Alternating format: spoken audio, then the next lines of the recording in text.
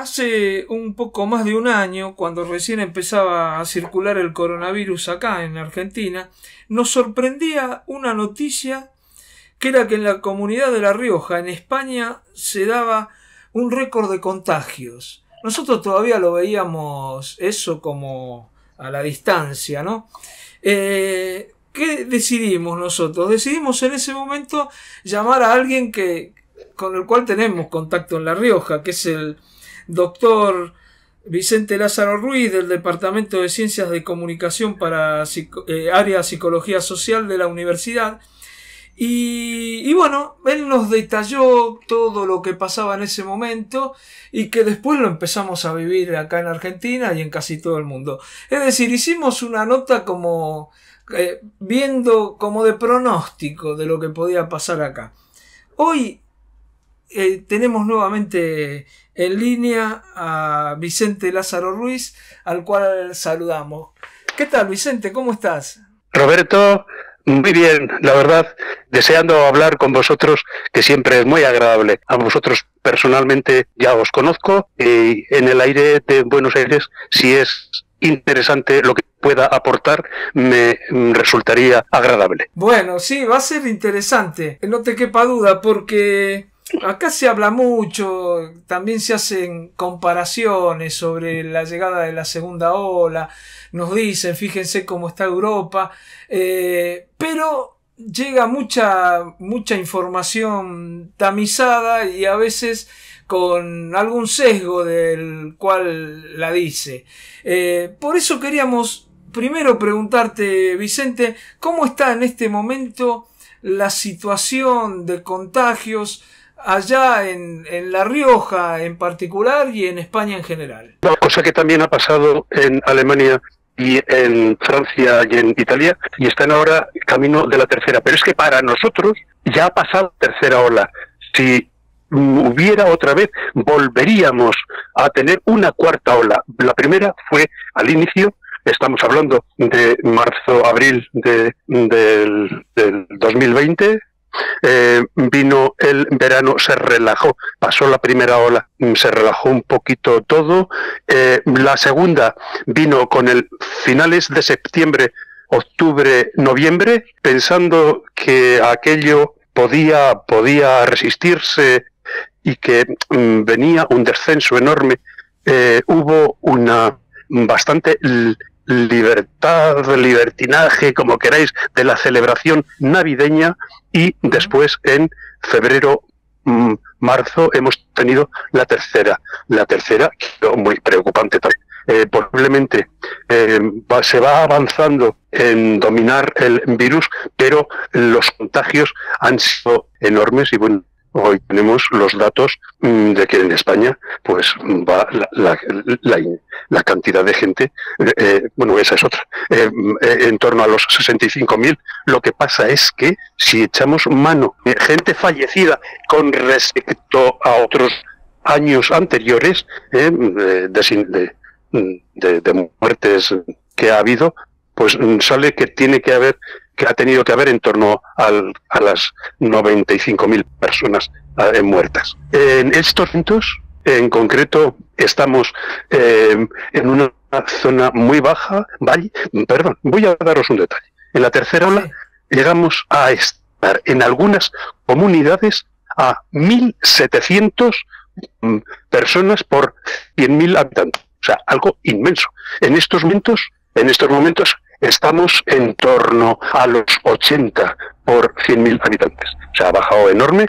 Esperemos, están anunciándonos, están diciéndonos, por favor, quedaros en casa. Estas fiestas de Semana Santa y de Pascua, posiblemente vayamos a estar confinados al menos por comunidades autónomas, que no va a suceder lo que ocurrió en Navidad, o sea, a raíz de la celebración de la Navidad, porque si no, posiblemente volviéramos a tener esa cuarta ola pasados mediados de abril, hacia finales de abril, mayo.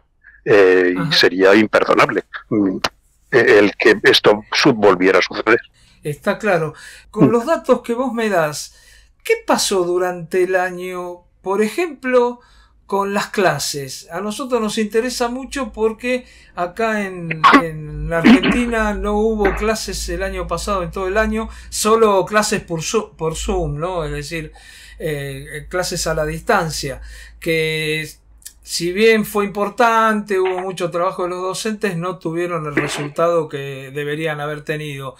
Pero allá, ¿cómo hicieron? ¿Cerraron todo? ¿Se hizo todo con Zoom o no? Os comento. Lo primero, hay una pequeña, somos 17 comunidades autónomas, hay una cierta, un cierto, a partir de junio, julio del año pasado, del 2020, se dio una cierta libertad, no libertad, sino que cada comunidad autónoma se les dio un poquito de libertad a los gobiernos regionales. Entonces, ha habido diferencias entre comunidades, pero en general, que es a lo que me voy a referir, os comento ahora. En marzo se cerró toda la educación. Sí. Fue el momento de comenzar a prepararnos, que muchas personas, no, yo os comento del ámbito universitario, por ejemplo, las universidades a distancia bien, pero las universidades normales, presenciales, tuvimos que desarrollar unos aprendizajes rápidos para poder dar clases telemáticamente. Salió como salió.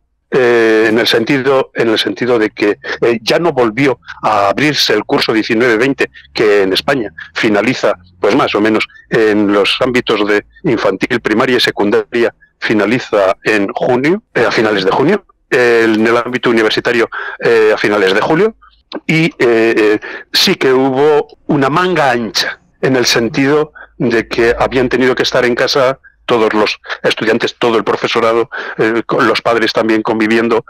Hubo una mano ancha en cuestión de notas y demás. Se ha visto claramente en la zona universitaria, en la educación universitaria. Nunca había habido tantos aprobados en relación al número de estudiantes. También una cosa, incluso en el ámbito universitario, o fundamentalmente en el ámbito universitario, vino una cuestión anormal dentro de la educación en las carreras universitarias, el que prácticamente de marzo a junio, julio, no se dieran prácticas prácticamente en nada, incluso en la mayor parte de carreras no hubo prácticas para nada. Algo se podía hacer a distancia, se podía hacer online, pero prácticamente nada. Creo, y hablo en general para toda España, o de toda España, en los comités de estrategia de pandemia y demás, con reuniones durante el verano con la educación, con todos los niveles de educación, se hizo un gran esfuerzo de tal forma que en septiembre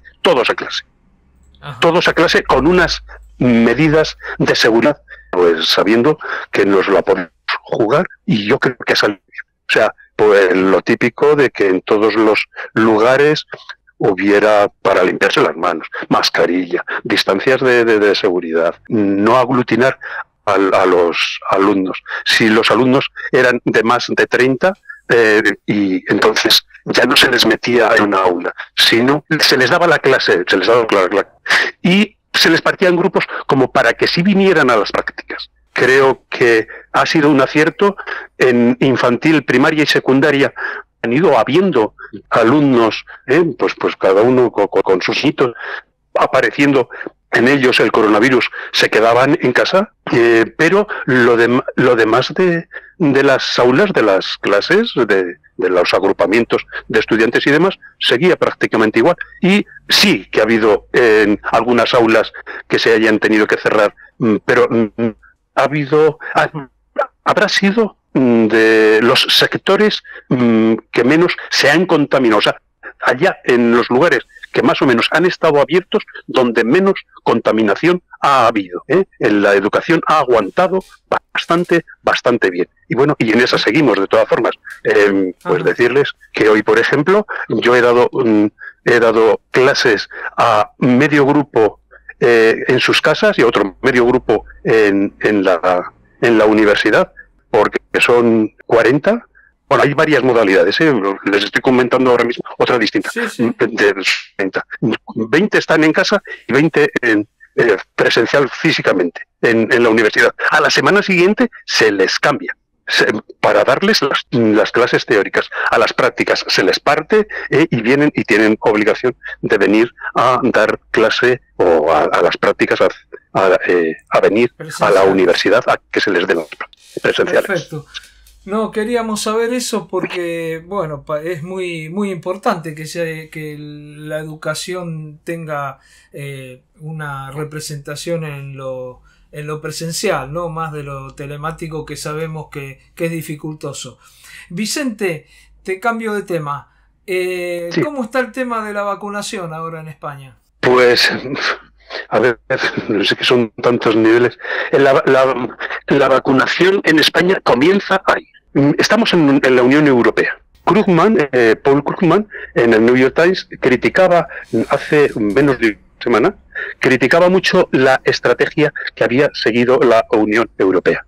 Alaba mucho a nuestra unidad, nuestra asistencia sanitaria universal, prácticamente de toda Europa. Después hay muchas veces que no sabemos, bueno, pues que le queda mucho para estar coordinados, para estar unidos y para salir adelante. No sabemos por qué, siendo como es bastante fuerte la Unión Europea, cómo algunas farmacéuticas se han reído. Bueno,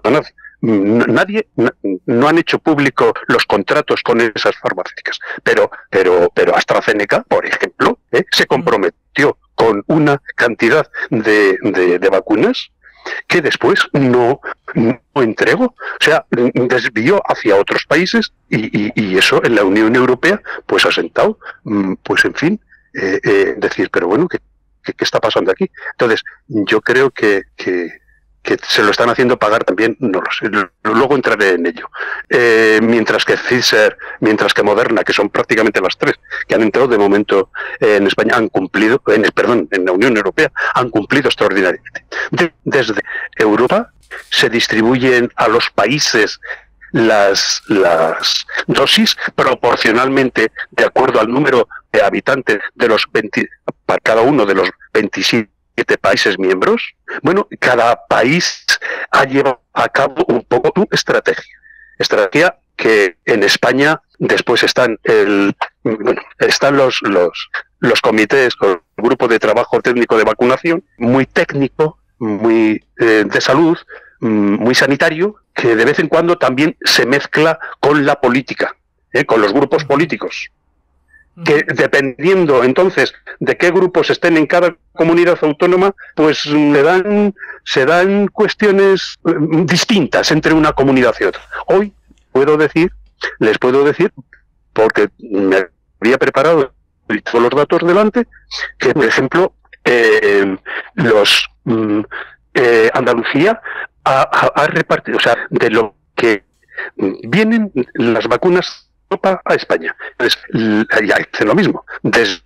Se llevan a las comunidades autónomas donde sanidad de cada respectiva comunidad autónoma quieren que se les entregue y desde allí ya se lanzan a la vacunación de acuerdo a los grupos que después hablaremos, a los grupos que se han formado, que sean de preferencias de que éticamente no es lo mismo el no vacunar a una persona de 90 años que a una persona de 30. Pero bueno, eso hablaremos después. Por ejemplo, en Andalucía, de lo que se ha distribuido, se han puesto el 88,8% de las vacunas que se han entregado. En La Rioja, en La Rioja se han puesto pues 60.000 entregadas y se han distribuido el 86%. Bueno, en Andalucía, que es enorme, se han entregado 1.400.000 y se ha puesto el 88%. Pero, por ejemplo, en el País Vasco solamente se ha puesto el 77,2%, en Castilla-La Mancha se ha puesto el 76,8%, o sea, que hay diferencias enormes a la hora de cómo se ha ido vacunando. Ojo, en estos momentos se ha ido articulando, se ha mejorado muchísimo y a prácticamente todas las que llegan rápidamente son aplicadas. Vicente, ¿cómo lo hacen? ¿Cómo es el protocolo? Comenzaron por la salud, no sé, la gente, el personal sanitario, no sé si ahí habrán completado, después siguieron por los mayores. ¿Cómo es el protocolo? Se han hecho, de momento, 9 grupos. En el primero, residentes y personal sanitario y sociosanitario que trabaja en residencias de personas mayores y de atención a grandes dependientes. Es decir, las residencias de ancianos de España están todas las personas vacunadas, de tal forma que estamos alucinados de la efectividad que pueden tener las vacunas, porque no se producen prácticamente contagios. En las residencias de ancianos, cuando había sido, donde más personas han muerto con diferencia. El grupo 2, el personal de primera línea en el ámbito sanitario y sociosanitario, gente que trabaja de cara al público, conductores de ambulancia, etcétera, etcétera. En el grupo 3, otros personales sanitarios y sociosanitarios, como puede ser personal que fisioterapeutas, terapeutas que no están que pueden estar atendiendo a otro tipo de enfermos y no de coronavirus, o que es muy difícil que les pille. El grupo 4, las personas consideradas como grandes dependientes, con unas necesidades. Eso es. Claro, en el 5, las personas vulnerables por edad, no residentes en centros de mayores. Vamos a ver, aquí han hecho 3 grupos. Lo que pasa es que tienen preferencia. En este grupo todavía no se ha comenzado a vacunar. ¿Cuánta gente hay así en general en España vacunada? En estos momentos un 5%. Cuando me decís el grupo que todavía no se empezó, ¿es el grupo de adultos mayores de 60 años en adelante o ahí empezaron ya? No. En estos momentos, por ejemplo, en La Rioja, en La Rioja, en cualquier otro sitio de España es lo mismo, no se han vacunado nada más que a personal sanitario y a personas de los pueblos mayores de 80 años. Y en la ciudad se ha hecho ya en Logroño, 160.000 habitantes, se está vacunando en estos momentos a personas con más de 90 años, y después se van a vacunar a partir de los 80. Cosa que en los pueblos de La Rioja ya se ha hecho. ¿A quiénes más se han vacunado? A personal sanitario, también a los uniformados. Se está vacunando, o se va a empezar a vacunar con la AstraZeneca, porque normalmente la Pfizer y la Moderna se han empleado más para ancianos, para mayores, mientras que para uniformados, llámense policías, Guardia Civil, bomberos, eso. Y se ha comenzado también con profesores de infantil, primaria y secundaria. Pero está comenzándose ahora mismo. Esperemos, por ejemplo, que en la universidad, que estamos con gente de 20 años, pues que por ley de vida, si hay alguien que tiene juerga, son ellos, y les estamos dando clases presenciales, y hay veces que tienes un cierto temorcillo. Claro. Entonces, no sabemos para cuándo nos tocará. Vicente, los grupos sanitarios ya estarían todos terminados, es decir, eso ya se terminó de vacunar a todos, por lo que vos decís. Vos me dijiste en un momento que la gente de comorbilidad, es decir, toda aquella gente que tiene algún problema, esa también estaría vacunada o están vacunando. Es que sigo con grupos. Después, ya he citado el colectivo de activo, condición esencial para la sociedad, los cuerpos y fuerzas de seguridad, los docentes y personal infantil y primaria. Después estarían los menores de 60 con condiciones de verdadero riesgo alto. Después estarían los de 70-79, los de 60-69, 56 a 59 y por el último de 45 a 55. Ojo, que hasta que eso llegue, teóricamente podríamos estar para este verano, el alcanzar la inmunidad de rebaño, pero pues, creo que saben todo lo que está sucediendo también en Europa con las vacunas. ¿Cuándo vamos a poder estar? No lo sé.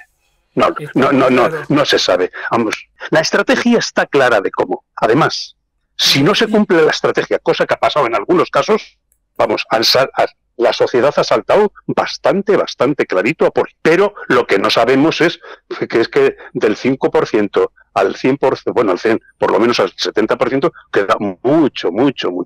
Va a depender de las farmacéuticas, Vicente, de la producción de las farmacéuticas. Vicente, ¿cómo en estos momentos tienen vacunas para cuánto tiempo? ¿Se sabe?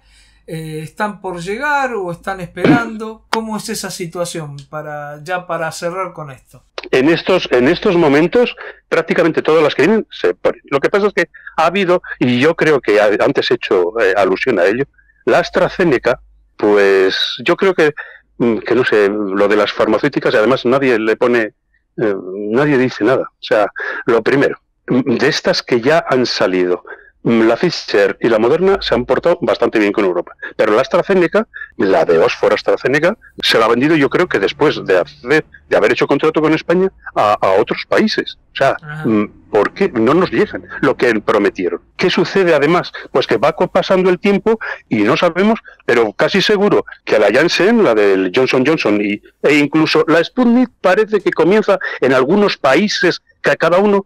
O sea, hay un centralismo grande en Europa, pero por ejemplo, algunos países del este de Europa, que hoy son de la Unión Europea, empiezan a arreglárselas también con alguna de Sputnik y demás. Entonces, no, así como hasta ahora, solamente ha habido de las tres citadas, Pfizer, la Moderna y la AstraZeneca, comienzan hay un comité a nivel europeo además de la Organización Mundial de la Salud, que da permisos o que acepta las vacunas que se les propone. En España parece ser también que es posible que aparezca una del CSIC, del Centro de Investigaciones Español, farmacéuticas. Lo que pasa es que posiblemente tarde un poquito. De todas formas, una cosa también os iba a decir, que por ejemplo, en España, si no se va más allá en estos momentos, ya es porque no las hay todavía. Porque sí que hubo de negacionistas y demás, de gente que los ponía en entredicho las vacunas y demás. Y hoy ya no hay absolutamente nadie que no quiera ponerse. Está muy claro. Vicente, se nos terminó el tiempo, así que no sé si querés agregar algo para cerrar la nota. No, yo simplemente, pues quizá dado que la elección de la vacuna no se puede establecer a nivel individual, sino que, oye, de acuerdo a lo disponible, de acuerdo qué hacerlo para los diferentes grupos de población, yo creo que lo mejor que se puede hacer es atender a quienes más riesgos tengan y que la salud no afecta a todos por igual. Y todos sabemos que a mayor edad de vida, más ataca el coronavirus, más atacado el COVID-19, y que creo que merece la pena el que seamos solidarios con la gente, con los grupos de personas mayores, como para atenderles los primeros de todos. Está muy claro. Vicente, yo te agradezco mucho por esta comunicación. Fue un panorama bastante completo de lo que está pasando en España en este momento. Te mando un abrazo grande y bueno, seguiremos en contacto. Gracias a vosotros y gracias para los oyentes también. Hasta pronto, Roberto. Un abrazo grande, Vicente. Un abrazo. Hablábamos con Vicente Lázaro Ruiz. Queríamos, no con el afán de comparar, porque las realidades son diferentes, pero sí para que todos sepamos lo que está pasando en otros lugares, aquellas cosas que sabemos que son así, porque por ejemplo se hablaba de la falta de vacunas, todo eso sabemos que eso pasa en todos lados, pero también de algunas otras cosas que no las conocemos como realmente se deberían conocer. Por eso rescato esta charla con Vicente, que aparte es mi primo.